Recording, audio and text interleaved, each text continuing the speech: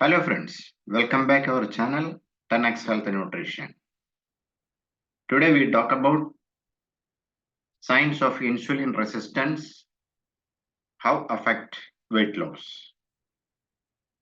ഇന്നത്തെ വീഡിയോയിൽ നമ്മൾ സംസാരിക്കുന്നത് ഇൻസുലിൻ റെസിസ്റ്റൻസ് വെയിറ്റ് ലോസിനെ എങ്ങനെ പ്രതികൂലമായി ബാധിക്കുന്നു എന്നുള്ളതിനെ കുറിച്ചിട്ടാണ്. അതിന് ആദ്യമായിട്ട് നമുക്ക് ഇൻസുലിൻ റെസിസ്റ്റൻസ് വന്നാലുള്ള ലക്ഷണങ്ങൾ എന്തൊക്കെയാണെന്ന് നമുക്കൊന്ന് മനസ്സിലാക്കാം. തുടർന്ന് നമുക്ക് അടുത്ത ഭാഗത്തേക്ക് കിടക്കാം. Okay, number one, tend to be overweight, trouble losing weight, large appetite, carving seeds after meals, eating seeds does not relieve cravings, feeling more tired after meals, frequent taste and urge urinate, hormone problems, PCOS, PCOD, etc. Females estrogen or testosterone dominance, males low testosterone, acne, skin tags, and skin pigmentation changes, high blood pressure, high triglyceride. ഇതൊക്കെ ഉണ്ടെങ്കിൽ ഇതിന്റെ ഒരു ലക്ഷണമായിട്ട് നമുക്ക് പരിഗണിക്കാവുന്നതാണ്. അപ്പൊ insulin resistance ആയാൽ എന്തൊക്കെയാണ് problem എന്നുണ്ടെങ്കിൽ നമുക്ക് ചെറുതായിട്ടൊന്ന് വിശദീകരിച്ചു നോക്കാം. ഇൻസുലിൻ എന്ന ഹോർമോണിലെ അസന്തുലിതാവസ്ഥ പലപ്പോഴും പ്രമേഹവുമായി ബന്ധപ്പെട്ടിരിക്കുന്നു. എന്നാൽ പ്രമേഹമില്ലാത്തവർക്കും രക്തത്തിലെ പഞ്ചസാരയുടെ അളവ് നിയന്ത്രിക്കാൻ പ്രയാസമാണ്. രക്തത്തിലെ ഗ്ലൂക്കോസ് സാധാരണ നിലയിലാക്കാൻ സഹായിക്കുന്നതിന് പാൻക്രിയാസ് ഇൻസുലിൻ സ്രവിക്കുന്നു. കൂടാതെ ടിഷ്യൂകളുടെയും അവയവങ്ങളുടെയും ഒരു ശ്രേണി കാർബോഹൈഡ്രേറ്റ്, ലിപ്പിഡുകൾ, പ്രോട്ടീൻ എന്നിവയുടെ മെറ്റാബോളിസത്തെ നിയന്ത്രിക്കുന്നു. മതിയായ അളവിൽ ഗ്ലൂക്കോസ് നൽകുമ്പോൾ ഇൻസുലിൻ കോശങ്ങൾക്ക് ഊർജം നിയന്ത്രിക്കാനും പേശികളുടെ പ്രവർത്തനം പ്രോത്സാഹിപ്പിക്കാനും കഴിയും.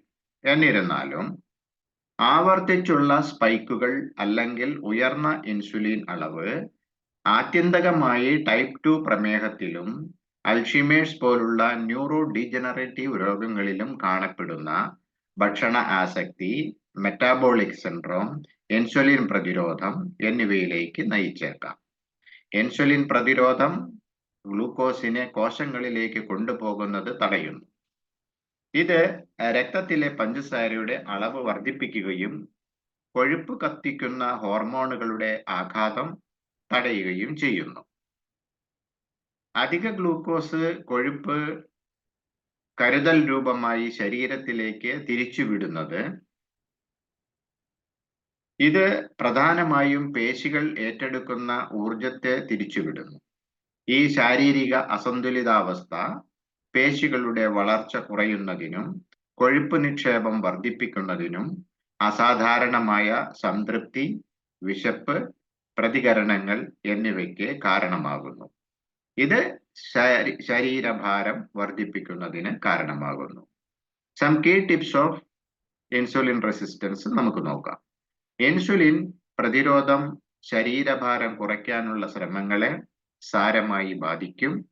എങ്ങനെയെന്നത് താഴെ പറയുന്നവ ശ്രദ്ധിക്കുക.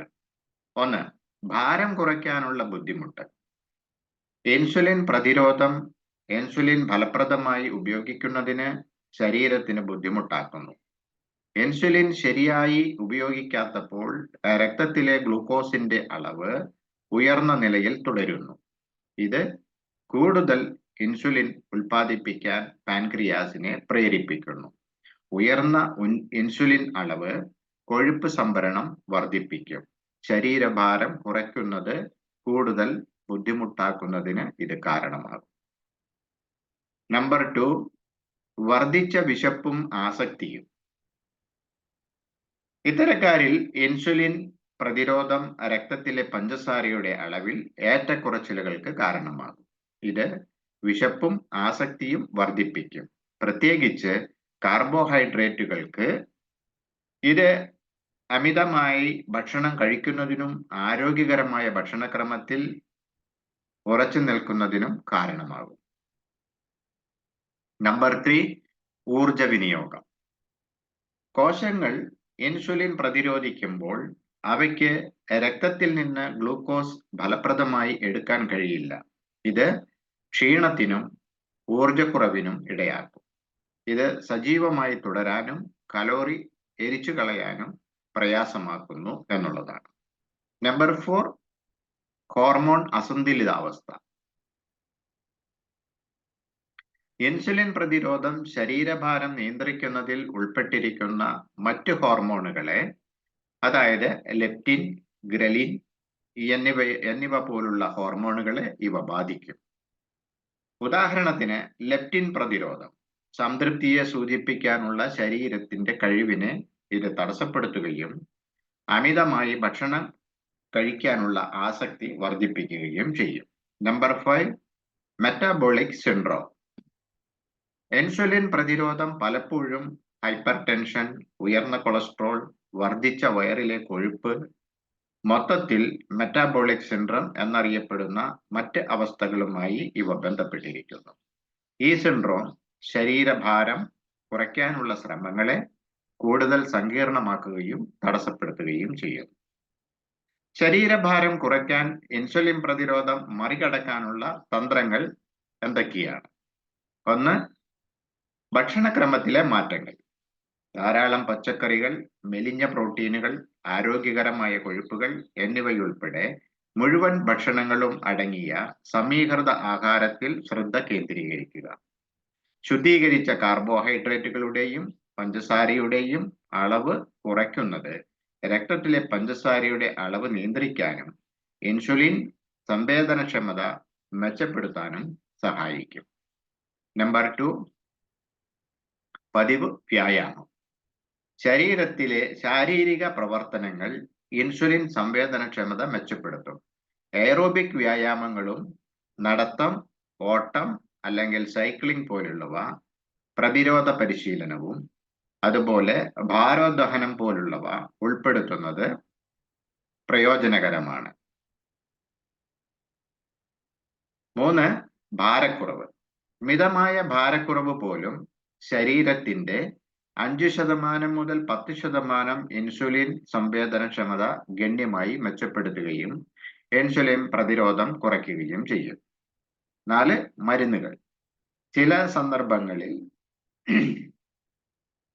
ഇൻസുലിൻ പ്രതിരോധം നിയന്ത്രിക്കാനും ശരീരഭാരം കുറയ്ക്കാനുമുള്ള ശ്രമങ്ങളെ പിന്തുണയ്ക്കാനും മെറ്റഫോമിൻ പോലുള്ള മരുന്നുകൾ നിർദ്ദേശിക്കപ്പെടാം.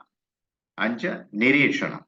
രക്തത്തിലെ പഞ്ചസാരയുടെ അളവും ഇൻസുലിൻ പ്രതികരണവും പതിവായി നിരീക്ഷിക്കുന്നത് പുരോഗതി ട്രാക്ക് ചെയ്യാനും ആവശ്യാനുസരണം തന്ത്രങ്ങൾ ക്രമീകരിക്കാനും സഹായിക്കും.